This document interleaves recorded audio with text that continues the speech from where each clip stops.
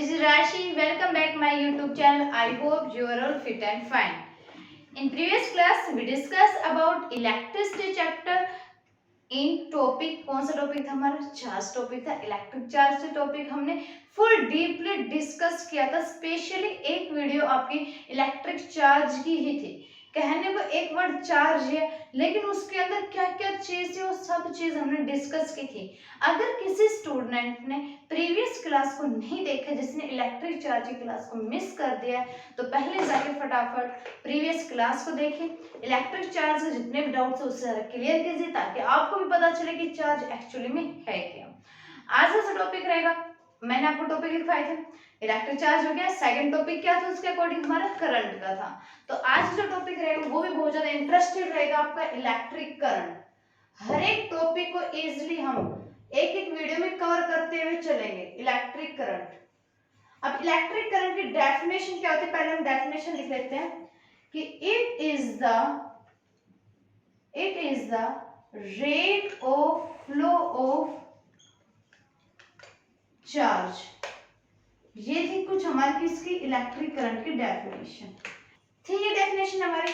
तो इसमें क्या था, हमने चार्ज आगे चार्ज को हमने डिस्कस कर लिया था कि चार्ज भाई हमारा कहाँ से आया था। चार्ज हमारा कहाँ से आया था? इलेक्ट्रॉन से आया था नहीं आया था। और इलेक्ट्रॉन क्या था? जो हमारे नेगेटिव चार्ज को कंटेन कर रहे थे। और नेगेटिव चार्ज क्या था, पॉजिटिव चार्ज क्या था, वो भी हमने डिस्कस कर लिया था।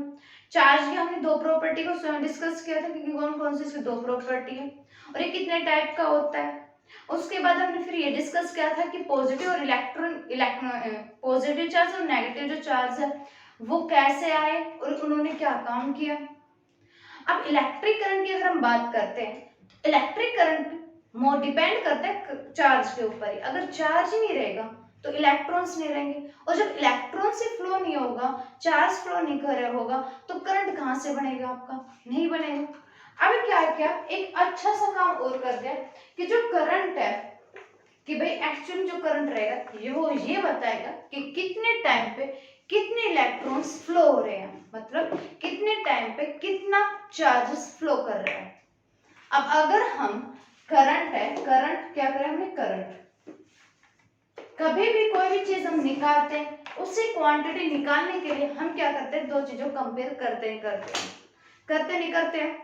मैंने क्या बताया अभी कि कोई भी चीज निकालते हैं, दो क्वांटिटी क्या करते हैं, मेजर करने के लिए हम उनका कंपेयरिंग करेंगे।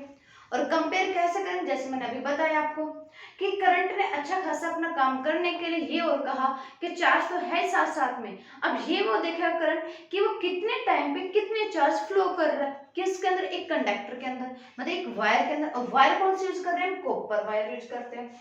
तो उसने क्या किया कि चार्ज कि कितने चार्ज पे कितने टाइम पे वो कितना चार्ज इसमें से फ्लो होके जा रहा है। ओके, अब क्या है कि चार्ज का हमने एसआई यूनिट हमने पढ़ी थी कि SI unit of electric charge, SI unit of electric charge. SI unit क्या थी हमारी इलेक्ट्रिक चार्ज की? 1 कूलम थी या नहीं थी, जिसे हम डिनोट कर रहे थे किससे, सी से कर रहे थे। और टाइम की अगर हम बात करें, SI unit of time in case of the current, तो किससे मेजर करेंगे हम? सेकंड से करेंगे सेकंड से। अब क्या है कि हर एक मेटेलिक जो कंडक्टर है उसके अंदर आपके जो इलेक्ट्रॉन्स है वो फ्लो करेंगे। और फ्लो कैसे करेंगे वो देखेंगे टाइम के ऊपर कि कितने टाइम वो मेजरिंग करके कितना उसमें इलेक्ट्रॉन्स है वो फ्लो कर रहे हैं, इजिली फ्लो कर रहे हैं आपके।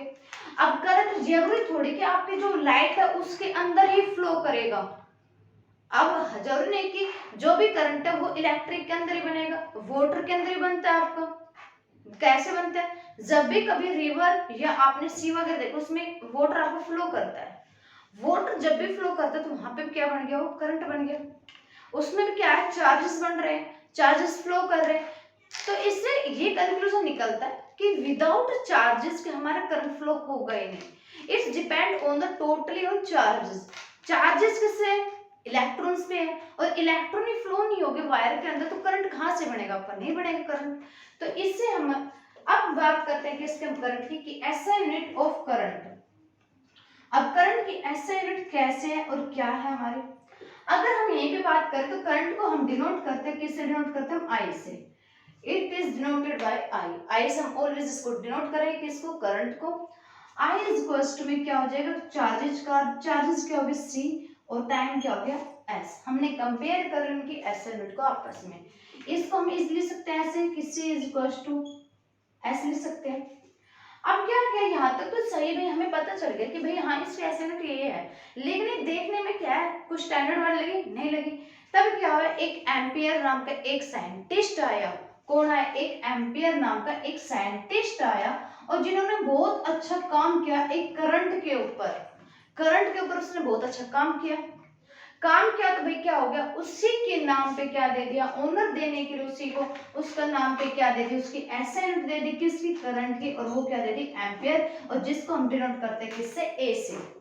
और पेपर में यह भी पूछा जाता है कि इलेक्ट्रिक करंट को मेजरिंग करने के लिए हम कौन से इंस्ट्रूमेंट का यूज करते हो, अमीटर का यूज करते हो। अमीटर को आप कंडक्टर के अंदर कैसे कनेक्ट करते हो, तो वो भी आपको बताया कि कंडक्टर में कनेक्ट करने के लिए एमीटर में दो चार्ज रखते हैं, एक तो होता है आपका पॉजिटिव चार्ज और एक क्या होता है आपका नेगेटिव चार्ज। देन उसके बाद आपकी सेल आती है, बैटरी जो भी यूज करते हो आप, कि उसमें बल्ब कैसे ग्लो होगा। अब जब वायर तो आपने लगा दी, अब हमने कंडक्टर पढ़ लिया, कंडक्टर के अंदर हम कनेक्ट ऐसे कर लिए सर्किट के अंदर। अब जो ग्लो होगा, जो इलेक्ट्रॉन्स जाएंगे वायर से, वो क्या हो गया, चार्जेस का काम हो गया। अभी मैंने बताया कि चार्जेस जो है वो कहाँ से आए, हमारे इलेक्ट्रॉन से आए, और इलेक्ट्रॉन कहाँ से हमारा जो क्या कंटेन करता है, हमारा नेगेटिव चार्ज कंटेन करता है। तो इससे हमें पता चल गया कि मेटेलिक कंडक्टर वायर के अंदर हमेशा जो हमारा चार्जेस फ्लो करेगा वो कैसे करेंगे, हमारे इलेक्ट्रॉन्स फ्लो करेंगे, वो फ्रीली मूवमेंट करते हैं, किसी के ऊपर कोई भी वो डिपेंड ना है ना वो परपेंडिकुलर है। इज दैट क्लियर यहाँ तक। अब क्या हो गया कि ये तो हो गया हमारे पास कूलम्ब और टाइम, भाई जो भी हमारा कि I = C/S है। अच्छा, इसको ना मैथमेटिकल अगर हम न्यूमेरिकल की बात करें तो इसका जो फॉर्मूला वो बन जाएगा I = Q/T। आई क्या समझ में। अब इसका मतलब ये है कि ये बताता है ये डेफिनेशन कि 1 कूलम्ब चार्ज जब फ्लो करता है तो वो 1 सेकंड में जब उसको हम कंपेयर करेंगे तो उसको कितना करंट मिलेगा, तो कितना मिलेगा, जब 1 कूलम्ब चार्ज पर 1 सेकंड में इलेक्ट्रॉन्स फ्लो कर जा रहे हैं तो आपको 1 एम्पियर करंट मिलेगा या नहीं मिलेगा। तो न्यूमेरिकल ध्यान रखना, न्यूमेरिकल आपके आते हैं एग्जाम के अंदर कि क्या है, क्या होगी, तो ऐसा यूनिट क्या हो जाएगी C और T की क्या हो जाएगी सेकंड, हमेशा क्या रहेगी आपकी सेकंड रहेगी। क्लियर यहाँ तक। तो एक बार इसमें पॉइंट और समझ लेते हैं, पहले बोर्ड की रेज कर लेते हैं।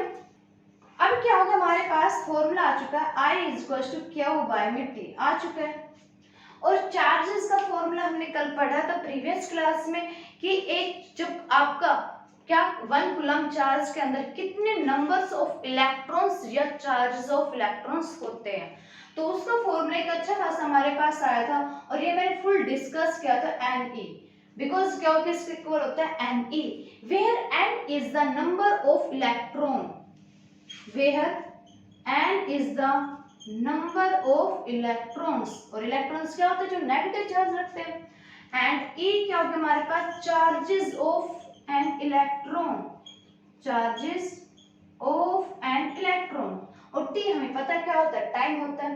इसकी फिक्स वैल्यू होती है आपकी क्या होती है, -1.6 × 10⁻⁻19 चार्ज साथ में, तो क्या लग गया इसके एसआई C लग गई।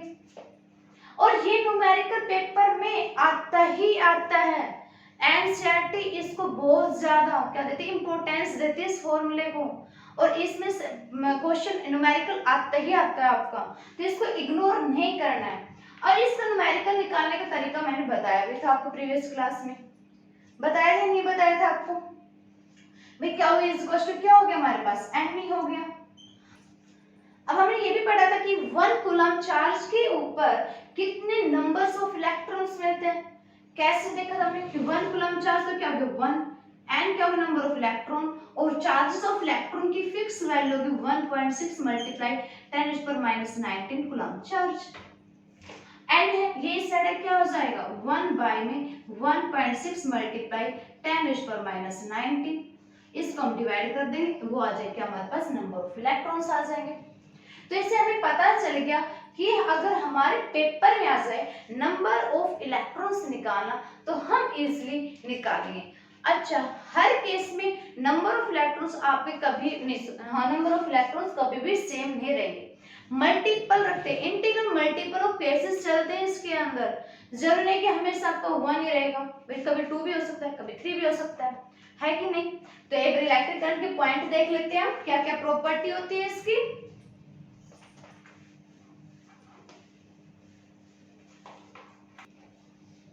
क्या मिल गया हमें इस डेफिनेशन से, अब हमें क्या मिल गया यहाँ पे लिख लेते हैं, electric current is said to be 1 ampere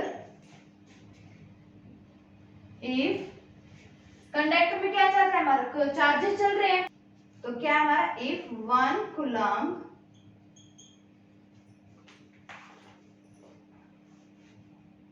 charges flow through a cross section में क्या जा रहा है, टाइम जा रहा है, और कितना टाइम हमारा 1 सेकेंड, क्योंकि हम 1 ही लेके चल रहे हैं, ऑफ कंडक्टर इन 1 सेकेंड। इसने बोला कि एक इलेक्ट्रिक करंट को हम 1 एम्पियर तब बोलेंगे जब हमारे पास एक कूलम्ब चार्ज जो वो फ्लो करता है किसी भी कंडक्टर में एक 1 सेकेंड के अंदर। तो ये होगी क्या उसकी मेजरिंग। आगे चीज समझ में कि कितने टाइम के ऊपर कितना चार्ज फ्लो के जा रहा है एक कंडक्टर में, क्लियर है। आता सेकंड पॉइंट क्या हो गया हमारे पास, सेकंड पॉइंट हो गया it is a scalar quantity, it is a scalar quantity, it is a scalar quantity, and third point is its SI unit, it अभी मैंने कराया था, its SI unit of current is ampere, SI unit of current is ampere। very interested, आई चीज समझ में। अब formula हमारे पास क्या आ गया, I is equals to Q by में T। इस फॉर्मूले के बेस पे आपके न्यूमेरिकल एक आपको देखने को मिलेगा ही मिलेगा। तो हम न्यूमेरिकल और डिस्कस कर लेते, फटाफट एक न्यूमेरिकल ले लेते हैं और बाकी तो आपको समझ में आ जाएगा, इतना हार्ड टॉपिक नहीं है। तो आप लोगों ने आई थिंक स्क्रीनशॉट ले लिया होगा। हम न्यूमेरिकल और डिस्कस कर लेते हैं।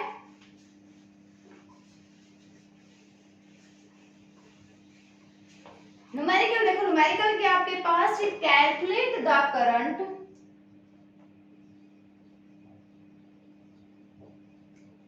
calculate the current if 500 C किसका एस्टिमेट पढ़ा था हमने, कूलम्ब, कूलम्ब किसका था, चार्जेस का। तो पता लगेगा कि हमारे पास चार्जेस गिवन है, okay. Pass through it in statement ध्यान से समझना, 10 मिनट्स। अच्छा भैया मैंने स्टेटमेंट क्या किया, मैंने तो मिनट ले ली, और हमने अभी पढ़ा था कि जो टाइम होता है वो किस में से करके चलते हैं, ऑलवेज सेकंड में। तो सबसे पहले न्यूमेरिकल करने का अच्छा खासा तरीका है आपका फिजिक्स के अंदर, ऐसा यूनिट याद रखो, आपको पता लग जाएगा क्या क्या चीज गिवन है। ऐसा यूनिट से हमें पता चल गया कि हमारे पास क्या मतलब चार्जेस क्या गिवन है, 500 C। टाइम कितना गिवन, 10 मिनट, बट ये तो मिनट में गिवन, हमें किसने करना है, सेकंड में। और 1 मिनट में कितने सेकंड होते हैं सभी को पता है, 60 सेकंड। तो हम इसको क्या कर लेंगे, 60 से मल्टीप्लाई कर लेंगे, तो दैट इज 600 S सेकंड आ चुका हमारे पास। आगे क्लियरली फॉर्मूला हमें पता है कि I इज इक्वल टू क्या होता है, अच्छा खासा हमारे पास फॉर्मूला है, Q बाय में T, Q is the 500 upon में ये हो गया 600, हमने दो जीरो कैंसिल कर दे, डिवाइड हो जाएगा, नहीं होगा, नहीं जाएगा 0, 6 8 जाओ 48, 2 रिमाइंडर बच गया 20, 6 3 जा 18, फिर 20 बच गया, फिर 6 3 जा 18। तो ये अप्रोक्स आपकी इतनी वैल्यू आ चुकी है। और करंट को मेजरिंग करने के लिए ऐसा यूनिट हम क्या लगाते हैं, एम्पियर। तो that is the denoted by A. I hope आपको समझ में आया होगा कि हमने कैसे क्वेश्चन को सोल्व किया है। तो एक दो क्वेश्चन और देख लेते हैं, अच्छे अगर पेपर में आ जाए तो आप इजिली कर लोगे। स्टेटमेंट ये गिवन है कि आपके पास एक इलेक्ट्रिक बल्ब गिवन है। क्या गिवन है आपके पास? बल्ब। इसको ट्रेन ना मान के बल्ब मान लेना। अब ये बल्ब जो है वो ग्लो कर रहा है भाई, कितने टाइम पे ग्लो कर रहा है? वो टाइम जो लग रहा है उसमें वो लग रहा है 2 घंटे, 2 आवर्स। और जो चार्जेस है वो इसमें नहीं लग रहा है, डायरेक्ट क्या लग रहा है उसमें? करंट लग रहा है। और करंट कितना लग रहा है इसके अंदर? 0.25 एम्पियर लग रहा है। फर्स्ट ऑफ ऑल जो आवर्स गिवन है इसको हम कन्वर्ट कर लें किसमें? सेकंड में। और 1 घंटे में कितने सेकंड होती है? जहां तक मेरे नोट्स में तो कितनी होती है? 3600 होती है। होती है नहीं होती है? तो इसको मल्टीप्लाई कर लेंगे तो 2 × 3600 इज टू 7200। और टाइम है तो किसमें हो गया हमारा? सेकंड में। और ये तो एम्पियर है ही हमारे पास। फॉर्मूला होता है भाई, अच्छा फॉर्मूला है, I is to q by में टी। क्या वो हमें निकालना है तो क्या इज टू क्या हो जाएगा? I T. और वेयर आई की वैल्यू क्या होगी? 0.25 मल्टीप्लाई 7200। पॉइंट हटाने के लिए अपॉन में लगा देंगे 100। 2 जीरो से 2 जीरो कैंसिल, मल्टीप्लाई कर लो। 25 2 जब 50, 5 कैरी गया। 25 7 से कितना हो गया भाई हमारे पास? 7 5 35 30 7 14 3 कितना हो गया? 17। 175 175 में 5 ऐड कर दो तो 180 हो जाएगा, हो जाएगा ना? तो ये हो गया 180। और चार्ज निकालना है तो एसएन क्या होगी? 3। आई होप आपको समझ में आ गया होगा कि हमने क्वेश्चन को कैसे सोल्व किया है। तो वेरी सिंपल क्वेश्चन है, आपको पता होना चाहिए। एक तो बात ये भी जो पेपर में आने लायक है, एग्जाम के पॉइंट ऑफ व्यू से बताती हूँ, जितनी भी चीजें पढ़ी वो हमने सारी बेसिक पढ़ी है। पेपर में जो आएगी एक तो आपको ऐसा पता होना चाहिए इनकी। एक दो फॉर्मूला भी किया था जो एनसीईआरटी बहुत ज्यादा इंपॉर्टेंस देती है कि क्यू इज टू मैनी, वो बहुत ज्यादा इंपॉर्टेंट पॉइंट था आपका। सेकंड पॉइंट क्या है कि आपको ऐसा यूनिट होने चाहिए। चार्ज की क्या होती है? ऐसे यूनिट कूलम होते हैं, टाइम की क्या होती है? सेकंड होती है। और करंट की क्या होती है? हमारी एम्पियर होती है।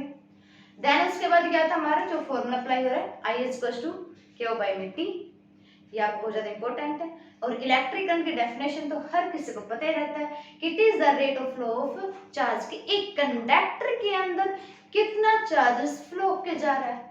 अब क्वांटिटी किसी की निकालनी है तो मेजरिंग तो करनी पड़ेगी, कंपेयर करना पड़ेगा। तो आई ने क्या किया? कंपेयरिंग किससे कर ले? टाइम के साथ। उसको ये पता चल जाए कि 1 सेकंड के अंदर वायर के अंदर कितने चार्जेस फ्लो के जा रहे हैं, कितना 1 या 2 मिनट के अंदर या 2 सेकंड के अंदर हमारा बल्ब कितना ग्लो हो रहा है, उसमें कितने चार्जेस फ्लो हो रहे हैं, कितने टाइम पे फ्लो के जा रहे हैं। तो इसलिए हमने क्या जरूरत पड़ गई हमें टाइम की, तो इसलिए हम टाइम लेके चले। और एमीटर क्या होता है? ऐसा यूनिट ऑफ द करंट होता है। करंट को मेजरिंग करने के लिए जो इंस्ट्रूमेंट हम यूज करते हैं दैट इज द एमीटर। तो ये था ये आज का छोटा सा सेशन। आई होप आपको अच्छा लगा होगा। अगर सेशन अच्छा लगा तो प्लीज इसको लाइक शेयर सब्सक्राइब कर देना, बिकॉज आपके लाइक शेयर सब्सक्राइब करने से बहुत ज्यादा मोटिवेशन मिलती है।